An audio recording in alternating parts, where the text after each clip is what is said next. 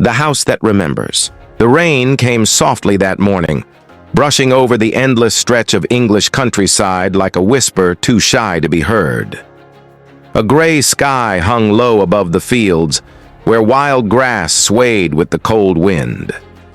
The old farmhouse stood alone at the end of a narrow lane, its stone walls glistening with moisture, its windows staring blankly at the road ahead, like eyes that had forgotten how to blink.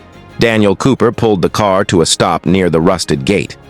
His 12-year-old son, Ethan, sat silently in the passenger seat, hugging his backpack close to his chest. The sound of the rain filled the silence between them.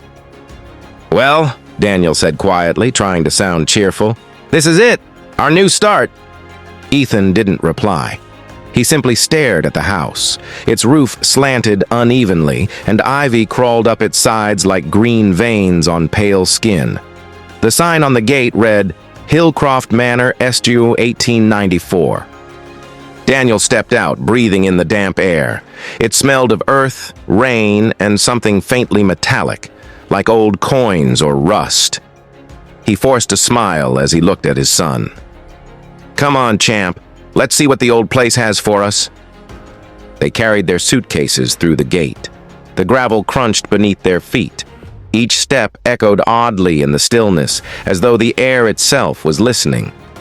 Inside, the house was colder than the outside. The moment Daniel opened the door, a draft rushed past them, sharp and damp, as if the house exhaled after holding its breath for too long. The hallway was narrow, lined with wooden panels that looked darker with age. A single portrait hung crookedly. A woman in Victorian dress, eyes turned slightly to the left, smile too faint to trust. "Creepy," Ethan murmured. Daniel chuckled nervously. "Just old, that's all. You'll get used to it." They began unpacking. The rooms were large but strangely empty, as if space itself had been stretched too far. The echoes of their footsteps chased them wherever they went. By evening, Daniel lit the fireplace. The orange glow flickered across the walls, and for a moment, the house looked alive again. They ate dinner sitting on boxes, canned soup, bread, and silence. "Dad," Ethan said finally, breaking the quiet, "do you think Mom would have liked it here?" Daniel froze for a moment. He stared into the fire. "Yeah," he said softly. She loved quiet places. A gust of wind whistled through the chimney. The flames flickered violently. Somewhere deep in the house, a floorboard creaked. Ethan looked up. "Did you hear that?" Daniel smiled, though his voice trembled slightly. "Old houses make sounds. They remember footsteps." Ethan frowned. "Remember footsteps?" "It's just a saying," Daniel said quickly. "Go to bed, kiddo." But that night, long after Ethan fell asleep, Daniel sat by the dying fire listening. The wind outside had stopped, but something else moved within the walls. Softly, slowly, like breathing. The days passed quietly at Hillcroft Manor. Daniel spent his mornings working remotely on his laptop, while Ethan explored the yard, chasing the local cats and throwing stones into the nearby stream. But every night, strange things began to happen. At first, it was faint. The whisper of footsteps in the hallway when everyone was asleep. Doors that were slightly open in the morning. The smell of lavender perfume, his late wife's favorite scent, drifting through the living room without warning. Daniel told himself it was his imagination. Grief could play tricks on the mind. Until one night, Ethan woke him. "Dad," the boy whispered, standing by the bedroom door. "There's someone in the kitchen." Daniel shot up instantly. He grabbed the flashlight and headed downstairs, his son clutching his sleeve. The air felt heavier than usual. Thicker. He shone the light around the kitchen. Nothing. Only the soft hum of the old refrigerator and the rain tapping gently at the window. But as they turned to leave, Daniel froze. On the wall above the fireplace, in the dust, were faint smudges, as if someone had run their fingers across it. 5 long strokes. He rubbed them with his sleeve. They didn't come off. They were inside the wall. The next morning, Daniel decided not to tell Ethan anything. But the boy was distant, quiet, avoiding the kitchen altogether. At breakfast, Ethan spoke suddenly. "She said you shouldn't be angry." Daniel blinked. "Who said that?" "The woman," Ethan replied simply. "The one in the wall." Daniel's hand tightened around his coffee mug. "Ethan, what are you talking about?" "She talks to me sometimes," Ethan said, his tone calm, too calm. "When I'm alone. She says this house remembers what people forget." Daniel felt the blood drain from his face. "Ethan, stop it. It's not funny." "I'm not joking," Ethan whispered. "She said her name is Grace." Daniel's heart stopped for a moment. Grace was his wife's name. He stared at his son, trying to find an explanation. Any explanation. But Ethan only looked back, eyes wide and innocent. By late afternoon, the sky had darkened again. The weather in Devon was unpredictable. One moment sunlight brushed the hills, the next, clouds swallowed the light whole. Daniel sat in his study, staring at the open laptop, the words on the screen blurring into nonsense. He hadn't been able to concentrate for days. Ethan's words from that morning echoed in his mind.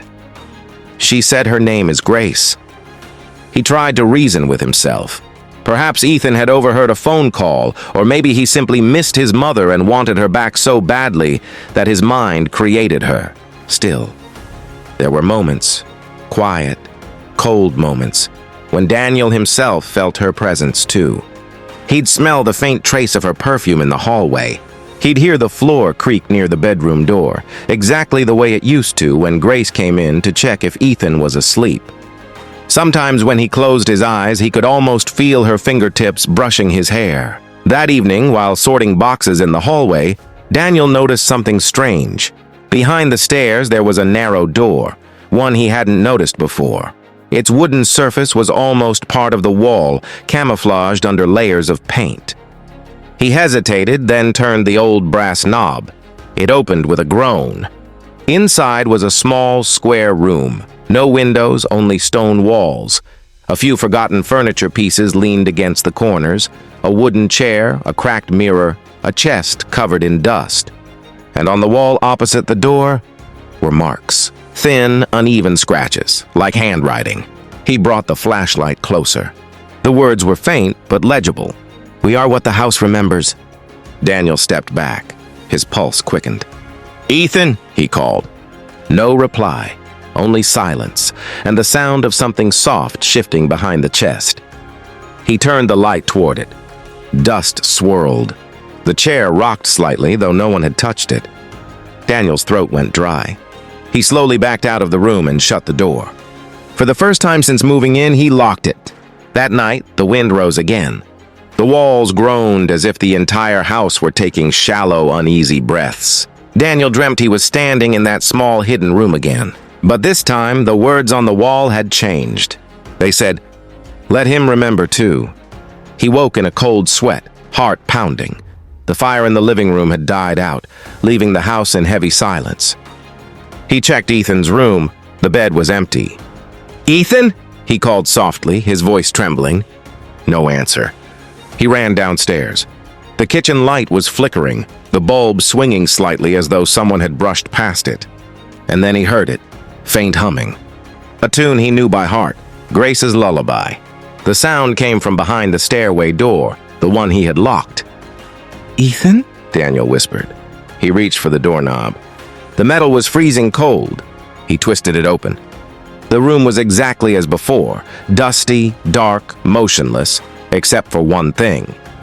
The cracked mirror was now clear, polished, and inside it reflected not him, but Grace. Her eyes looked soft, almost kind, but there was something empty in her smile. "He's forgetting me, Daniel. You can't let him forget." The mirror shimmered. Ethan appeared beside her reflection, small and still, holding her hand. Daniel's heart stopped. He turned. Ethan wasn't behind him. "Ethan!" he shouted.